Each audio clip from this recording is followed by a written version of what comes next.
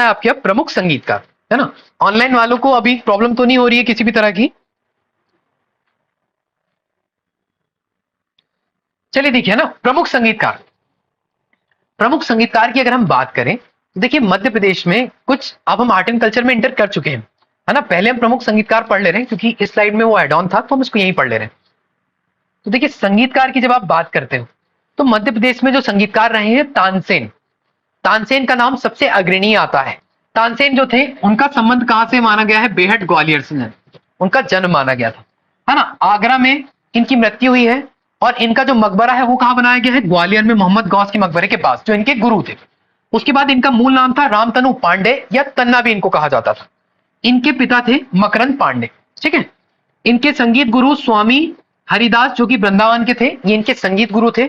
बाद में उन्होंने मोहम्मद गौस साहब से भी क्या ली थी? संगीत की दीक्षा वगैरह प्राप्त की थी, ठीक है। समकालीन जो संगीतज्ञ हैं इनके, मोहम्मद गौस, बेजू बावरा और महमूद, ठीक है, ये इनके समकालीन थे। मतलब कई बार क्वेश्चन आपसे पूछ लिया जाता है ना कि किसके समकालीन थे, है ना, या कबीर के समकालीन कौन थे, इसके समकालीन कौन थे, उस तरह का इनके साथ भी होता है कि संगीतज्ञों को कई बार साम्यता दे दी जाती है।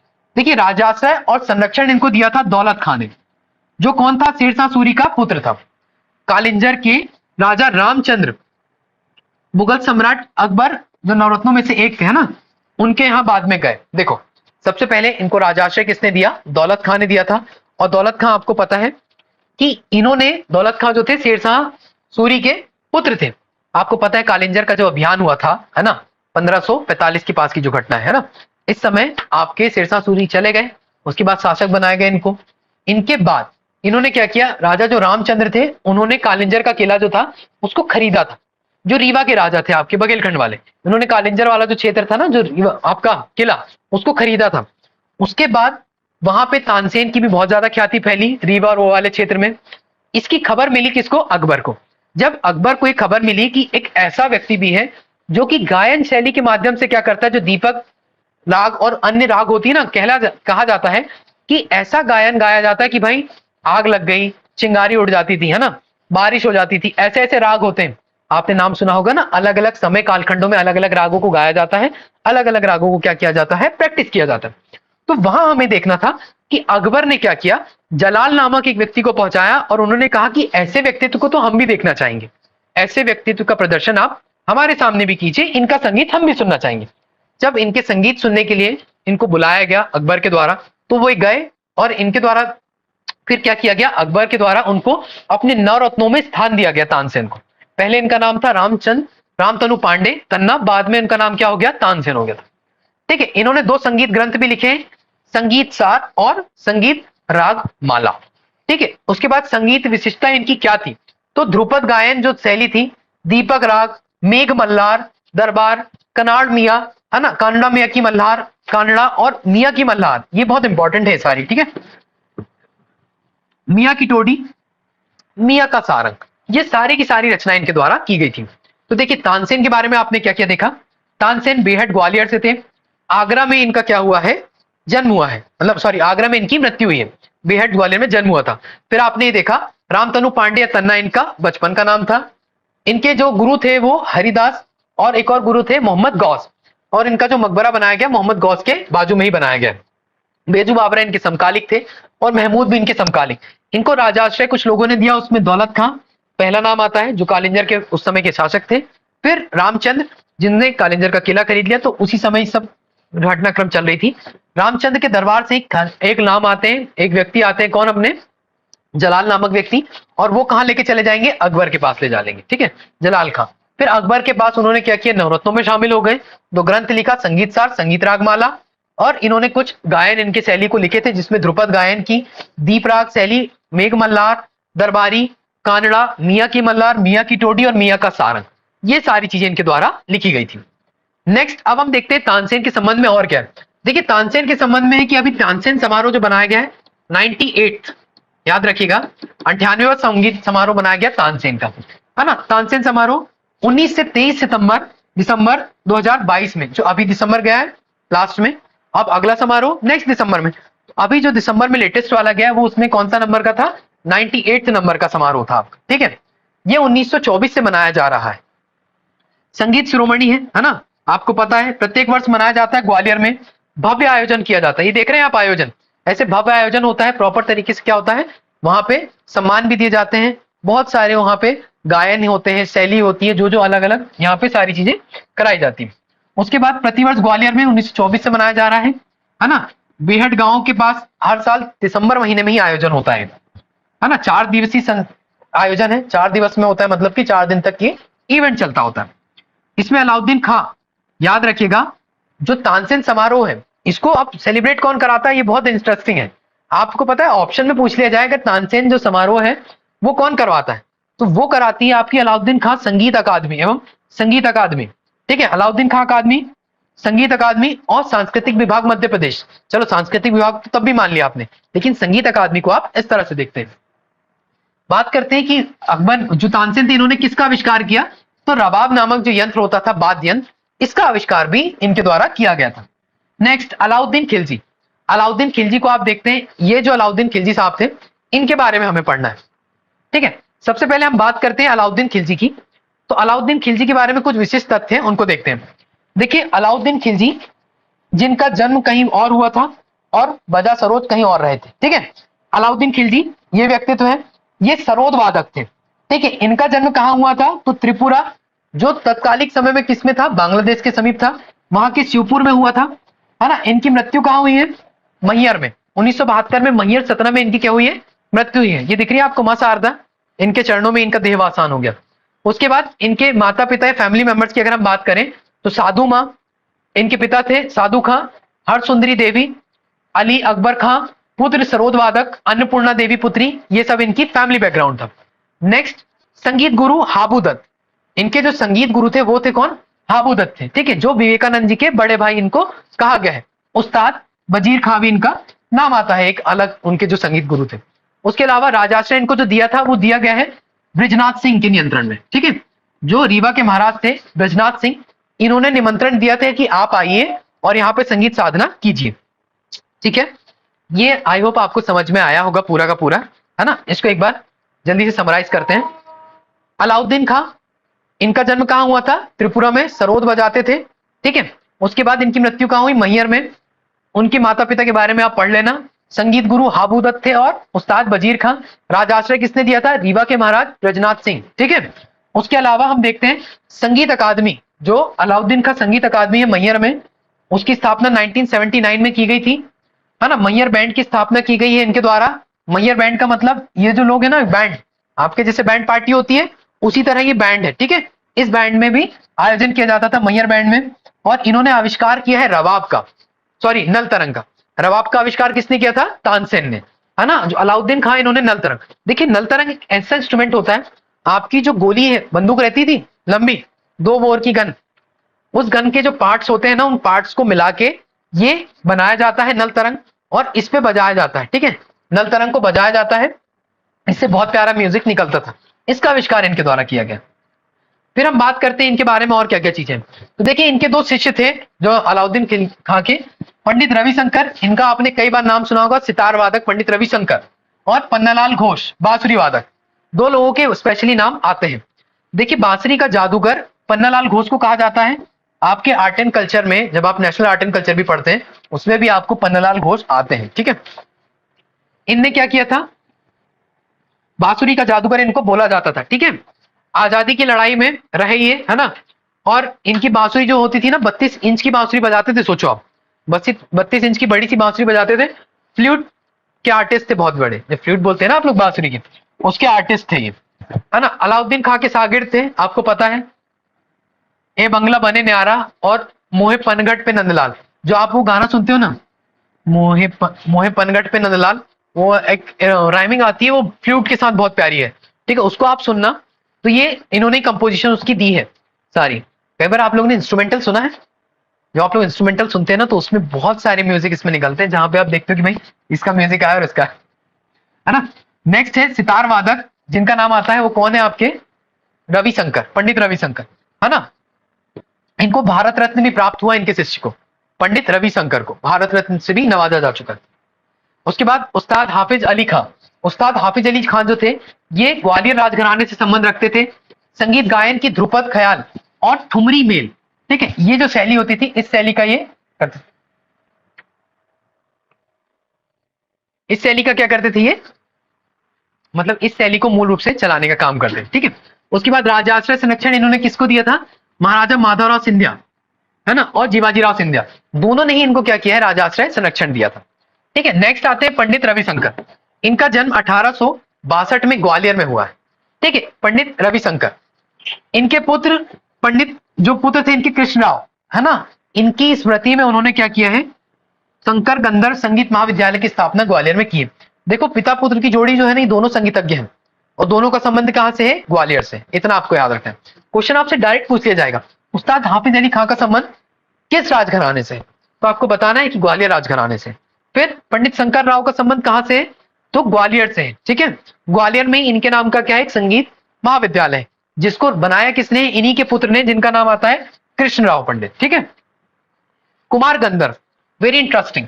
कुमार गंधर्व भैया बहुत इंपॉर्टेंट व्यक्ति। देखो इनकी कहानी ऐसी है कि जब नियति आपसे कुछ कराना चाहती है, उसमें आपका कोई कंट्रोल नहीं, आपने कभी वो पाथ चुना ही नहीं, लेकिन उस पाथ पे आप चल बसे, या चले गए, चल बसे का मतलब ऊपर नहीं गए, आप किसी पाथ में जा रहे हैं, तो उसके बारे में देखते हैं।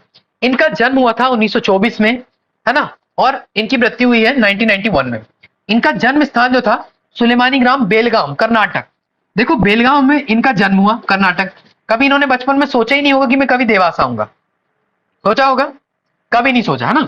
इनको हो गई क्या, टीबी, तपेदिक की बीमारी हुई, उसके कारण क्या हुआ, स्वास्थ्य लाभ लेने आ गए वो देवास। तो देवास के जो वैद्य साहब थे, उन वैद्य महोदय ने कह दिया इनको कि भैया देखो ऐसा है कि तुम वापस से बेलगांव गए, तुम्हारी हो जाएगी तबीयत खराब, वहां का एटमॉस्फेयर तुम्हें सूट नहीं कर रहा।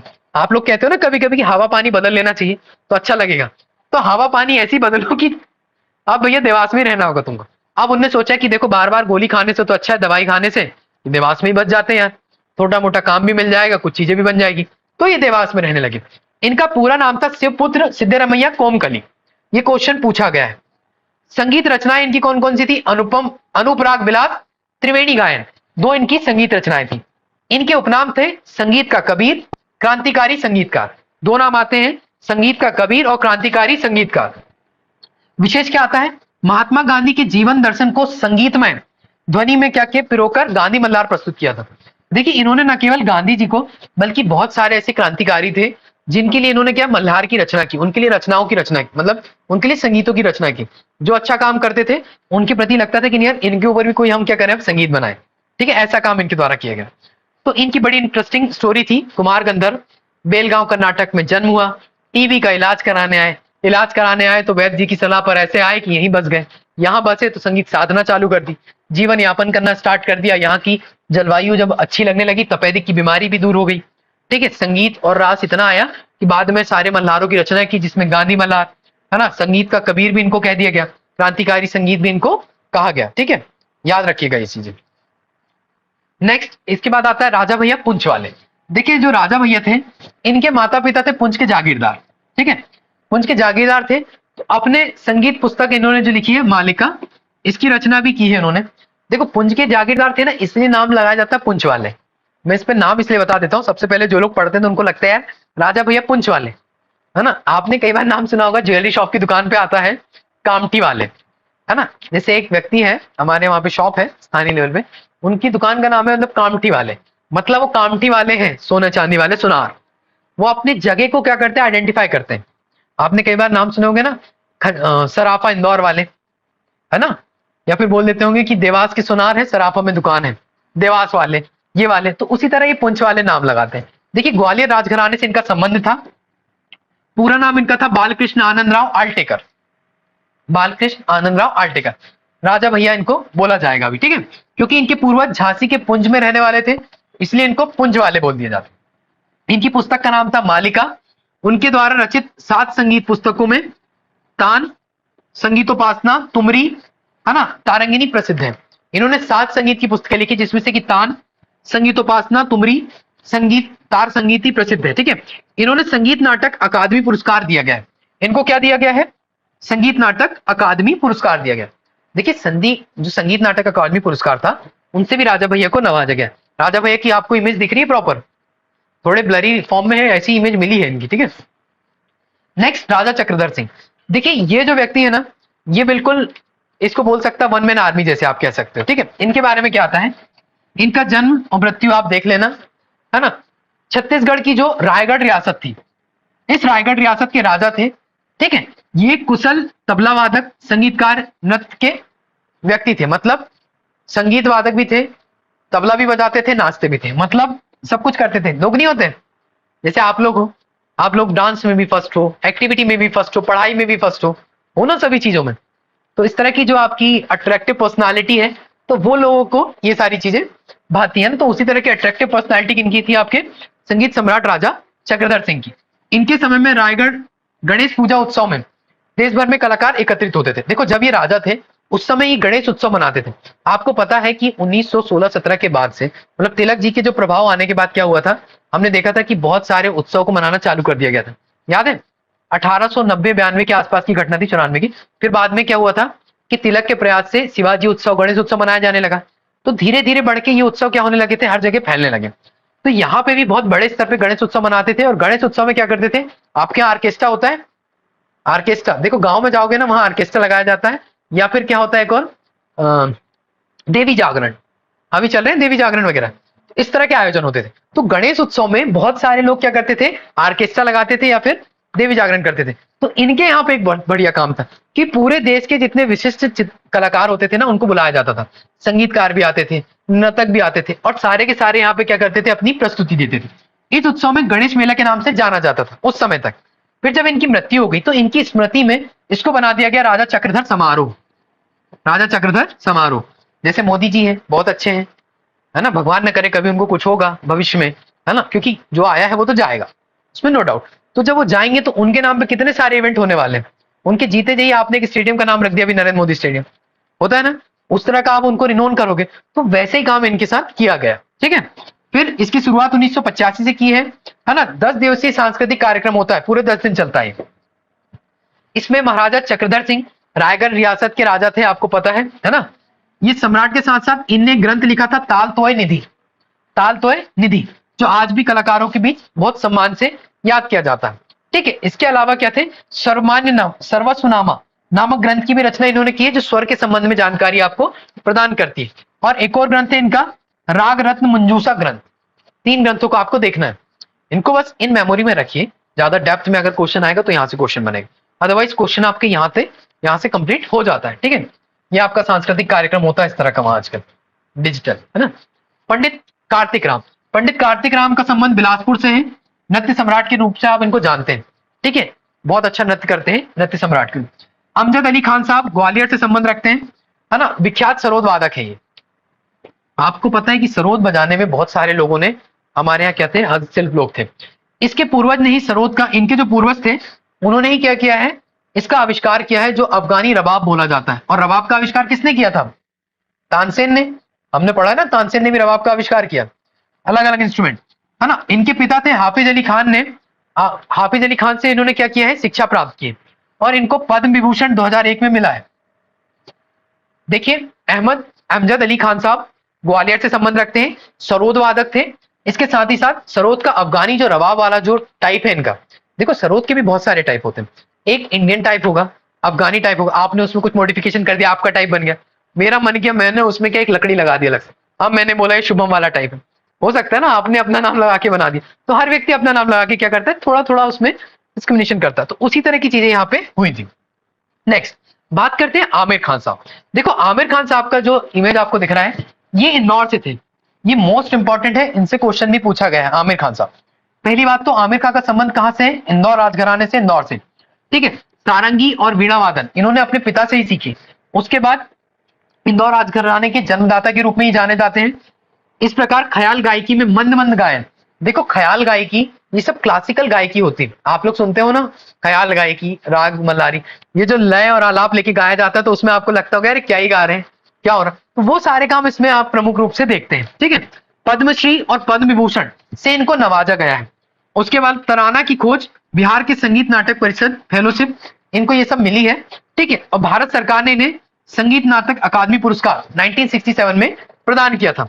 इनकी मृत्यु एक मोटर दुर्घटना से हो गई थी। आमिर खान को लेके आपको 2-3 बातें याद रखनी है, इंदौर राजघराने से संबंधित है ये, ठीक है। और उसके अलावा ख्याल गायकी की मंद मंद गायन शैली का प्रमुख रूप से इन्होंने गायन किया। पद्मश्री, पद्म विभूषण और संगीत नाटक अकादमी पुरस्कार इनको मिला है।